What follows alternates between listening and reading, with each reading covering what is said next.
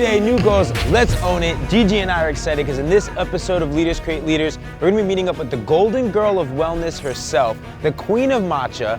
She's a 6-time best-selling author. We're gonna get into her new book, Kintsugi Wellness. She's a journalist, she's an influencer, she's a speaker. She's literally one of the most humble, amazing human beings I've ever met, and honestly someone that you should look up to, especially in the health and wellness space. We're gonna get into the untold story of Candice Kumai.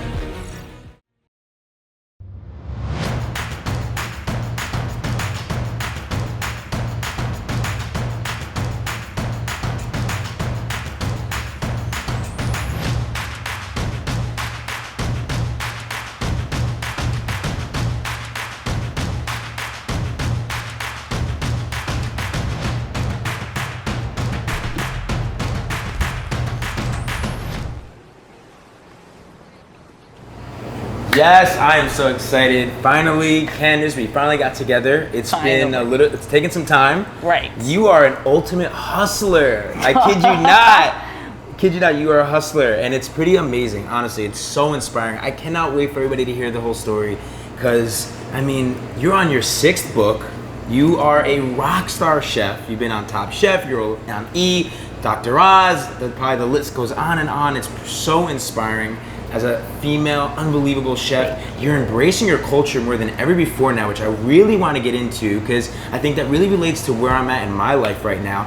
And fun fact, I love to cook. Nice. Yeah, you might not have known that, fun fact. But on my Sundays, I'm trying to cook. So, you know, I may need to get some lessons to learn about some of your amazing recipes. But it's really, like I said, it's so inspiring. But I really want to hear from you. First and foremost, how do you feel? You know what? I feel good. We just came off of a 3-day shoot right now. And every time Gerard and I would text each other, it would be like, I just landed here, I landed there, I'm in the air right now. He said that to me a few times. I was like, oh, really?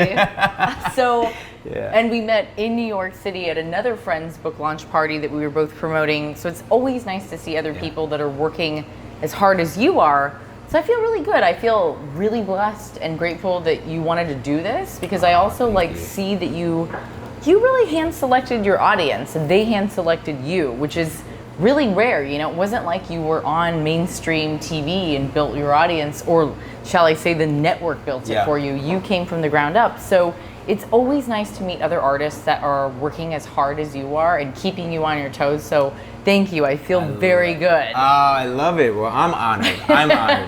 Like I said, I can learn so much from you. So I'm really excited. You got the new book coming out, Kintsugi Wellness. Right. Which I need to learn about this kintsugi. You know what I mean? You have to put me on. It's like golden magic. Really? So you're spot on. It took me 6 books to realize that I never was supposed to fit in. So you'd see me write about clean green eats and drinks and wellness and cook yourself thin and sexy and all that. Right. But it wasn't heartfelt and it wasn't like from the core meaningful until my publisher actually, I was gonna write Clean Green Wellness, another basic bitch book, which I could have written no problem. Right. But anybody could have written that book. So the bigger thing was, she said, I want you to own your heritage and write your Japanese book next. And I was like, whoa, because I was not ready. I came off of a very bad breakup. I was still very broken and fragile.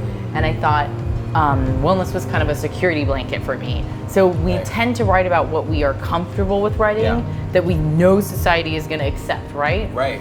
If I talk about Japanese stuff, I don't know if people are gonna accept it. I don't know if they're gonna tease me. I'm gonna be judged.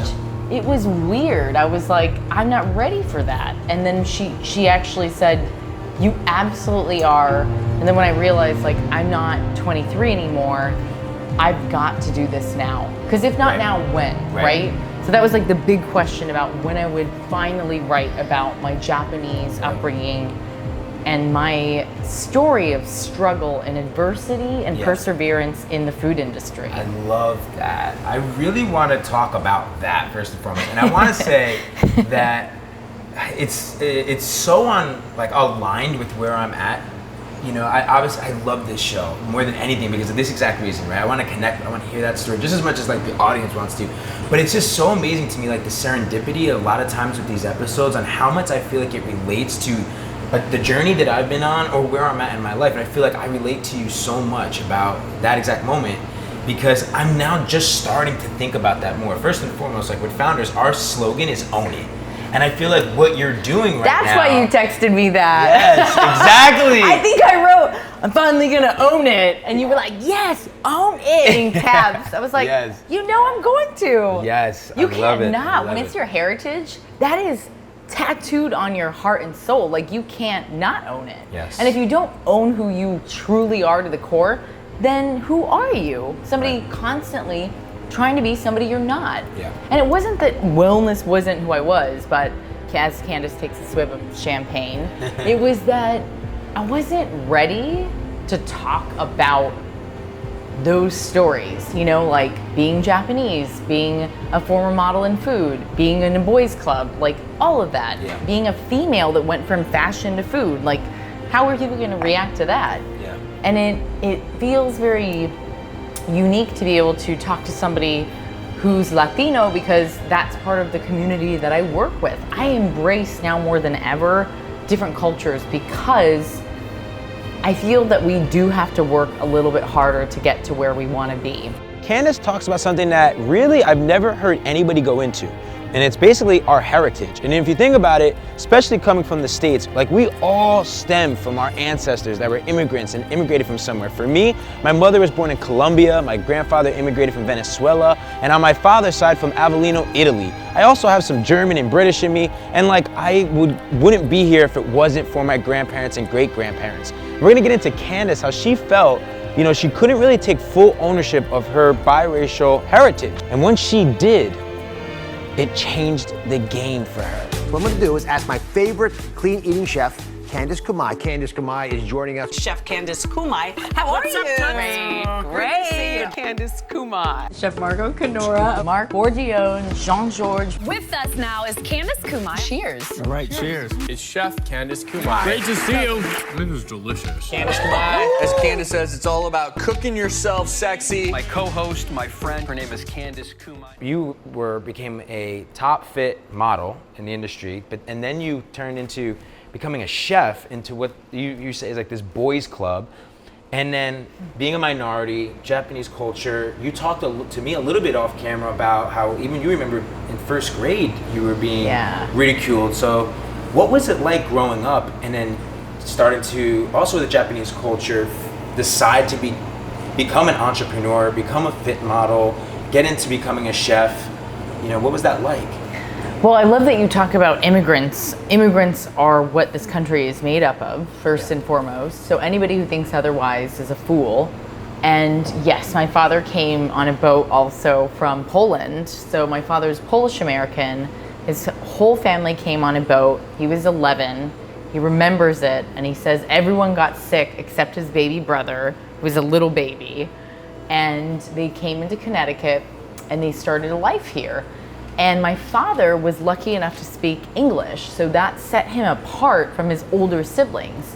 By default, my father, who enlisted in the Navy, and then later met my mother in Japan, and my uncle, who was the baby, who enlisted in the Air Force. Wow. He was a fire captain in the Air Guard, and my father was a naval, like he was a engineer in the Navy.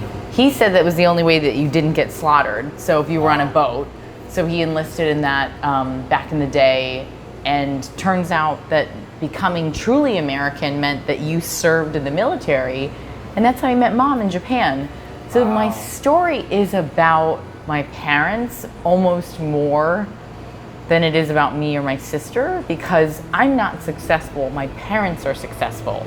And I really, really believe that. And I almost want them to know how they are the most impressive two people I've ever met. They're altruistic, they're loving, they're kind, and they're honest. Yeah. So learning from them was gold.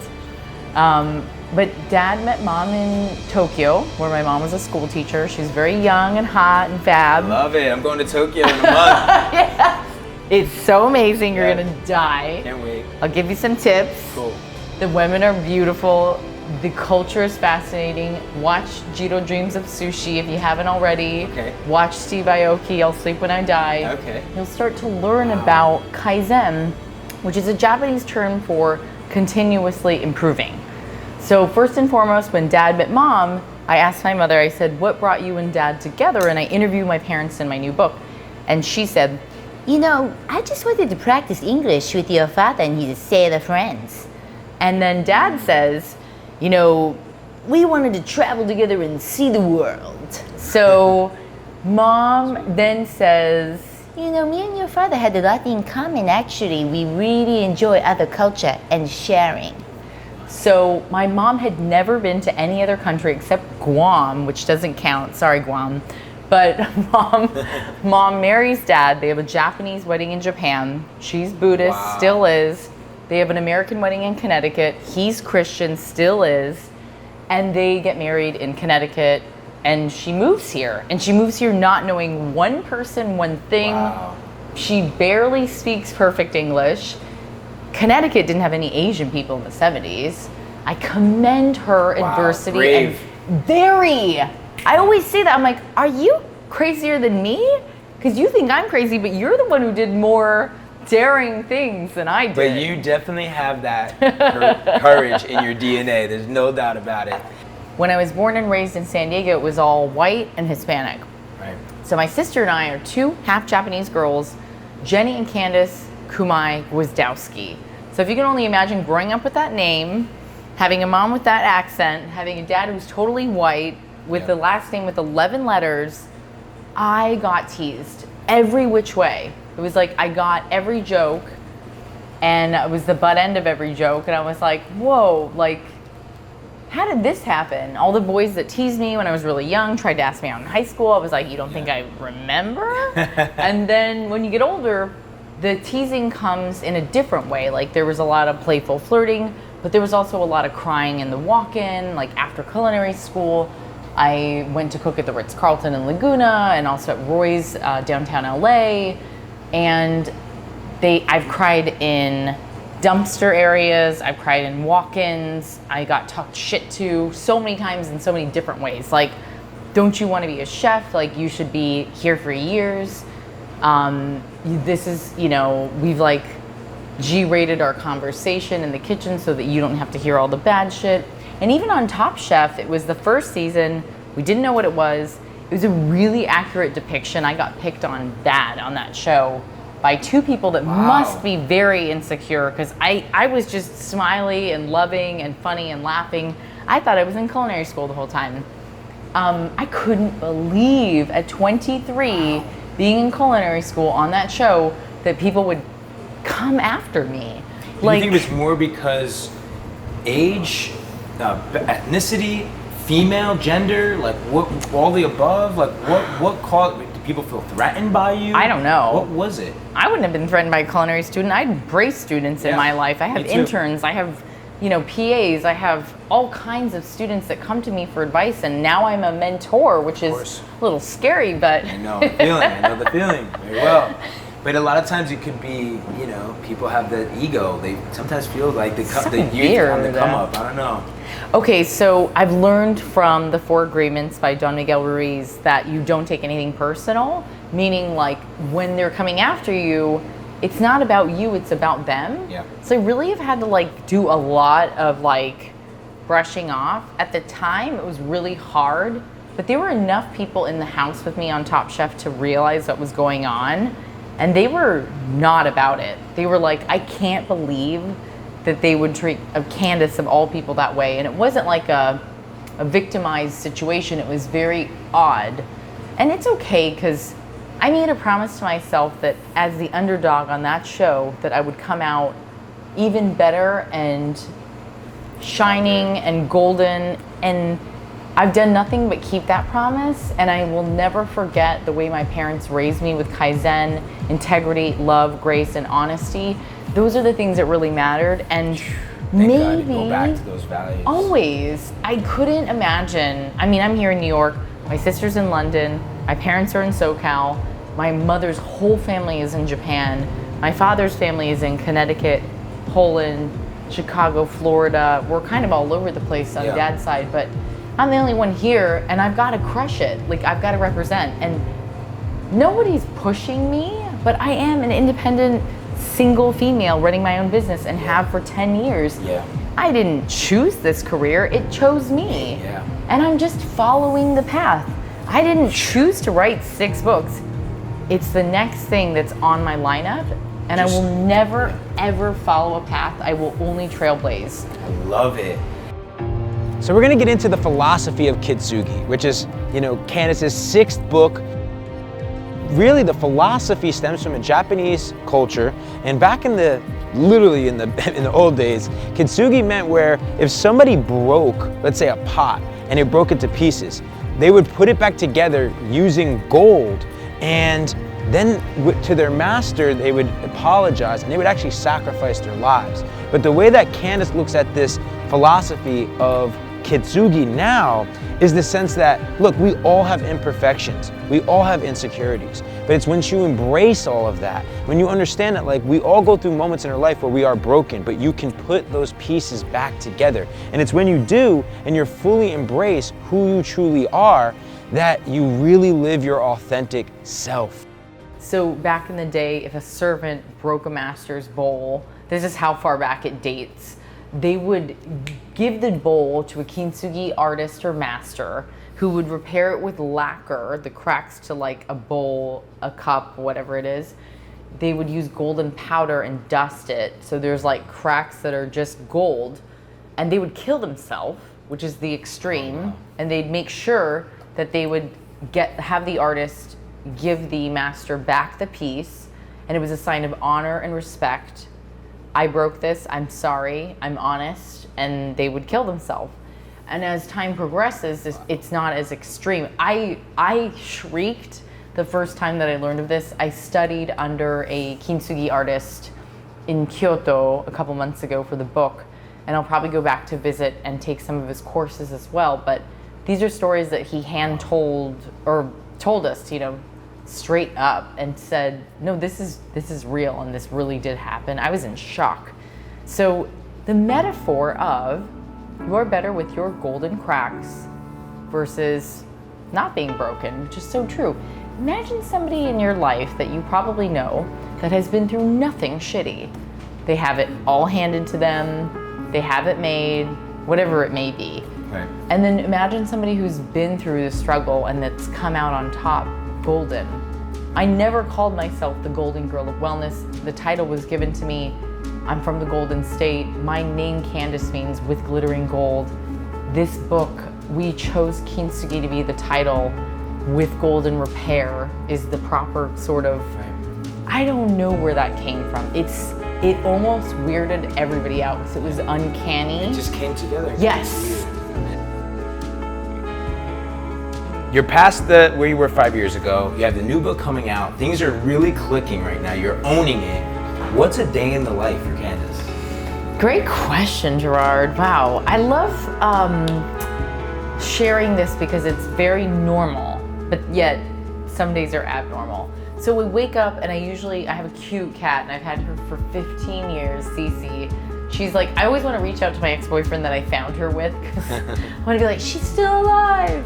But he's like long gone, married with kids, so I don't want to offend anybody. But I mean, it is so important for women that are entrepreneurial and single to find good friends or a pet. So I think that we definitely underrate dogs and cats, and I love them both. Oh, yeah. Especially right now with the president that we have, I think it's important that we just look at animals and embrace them and cuddle them. So like after that, I get my chawan and chasen. This is like ritualistic for me. This is a bamboo whisk from Japan. Okay. This is a matcha bowl. I boil water, I get my matcha tea. This is a green powdered green tea. It's full of L-theanine, vitamins, vitamin C, antioxidants. It's streamlined caffeine. It is a tech geek's dream because it's all the shit that they take in edibles, but in traditional form. The samurai drank it, the monks drank it. What? Real shit. I literally just said I was a samurai Yeah. in my last interview with Drama. The samurai Need drank some it. matcha. They put their swords out the door. They went in. They had matcha. It's a real thing. Wow. I'm all about it. So making this in the morning for me and not patronizing it, as Dr. Oz and I always say together, and respecting the culture of where it came from is really important. Right. I don't care what anybody says, but when it comes to miso, natto, nori, temaki maki, like all the things I talk about in my new book, there is a level of respect that you should have with food. And I want to own that with my Japanese heritage. So I try to learn a little bit of knowledge. Yeah. I listen to Deepak's meditations in the morning. Sometimes I just hit play and listen and work. And sometimes I hit play, take my laptop in my room, and I'll meditate on my bed for 30 minutes. And then when I'm done, I usually feel amazing. I'll get back to emails for about 4 hours, and then I'll go to a workout midday. Okay. And I usually do the bar method, yoga, or running. I've done Barry's boot camp, but it is kind of gnarly sometimes. Then I socialize afterwards with a lot of the girls. Sometimes we'll meet for a tea, sometimes we'll go out and chill, sometimes we'll go to the park, because in New York City you don't see a lot of nature. And then the team and I will head back to the office, meet up, and we'll finish everything from like team emails, team meetings, how to be more productive, how to build more followers with authenticity on social. Because I will never ever buy, pay for, or any of that shit on social. All of our followers are real, and I value that. I have so much integrity. You couldn't pay me to get fake anything. I don't want that. So then we reassess what we're working on next. Like right now, I'm writing for Well and Good. I'm writing for Birdie 30. We're contributing to Cosmopolitan. I have a devout love for creating my own line of, I can't say yet, but I'm sure we'll talk about it. Yeah, I want to get into selling product, and it's not going to be bullshit. It's going to be useful product. Stuff that will only improve people's lives. I am about being a teacher and an instructor and a student. We're all both. But I want to give people the tools and the resources to cook their own food in the kitchen and nourish themselves. We talk about collagen all the time, plump face, big cheeks, looking fab. It's a big deal. You can get collagen from the food that you eat. It's not about taking supplements. So I want to empower people with the tools and the resources so that they can improve their lives. And if everyone can just do what we're doing, Gerard, when they're ready and go from their heritage and heart, you were never born to fit in, you were only born to stand out. And you've got to own that. Your big blue eyes, your dark skin, your deep voice, your everything is about who you are. And being mixed, like you and I are both mixed kids too, which I think there's a level of distortion. Embrace it. It's God's way of saying, and the universe's way of saying, you're fucking special. I love the way that Candice just put that. Guys, check it out. We all come from different backgrounds, different heritage. I'm South American, I'm Italian. I love it, and I think that's what makes us unique. So, look into your ancestry. It's so special, like our history and our ancestors, and it makes us who we are, and it's a part of us, and you can learn so much from it. So take ownership of who you are. Remember, Kitsugi. Put all those pieces together. I don't care how broken you are, how lost you feel. If you take care of yourself, connect your mind, body, and spirit, take ownership of who you are and what you want. Trust me when I tell you, you will step into your greatness. So guys, let me know what you think about this episode. Comment below. I'm gonna continue walking Gigi, and I hope you love this episode of Leaders Create Leaders. See you guys next time. Peace.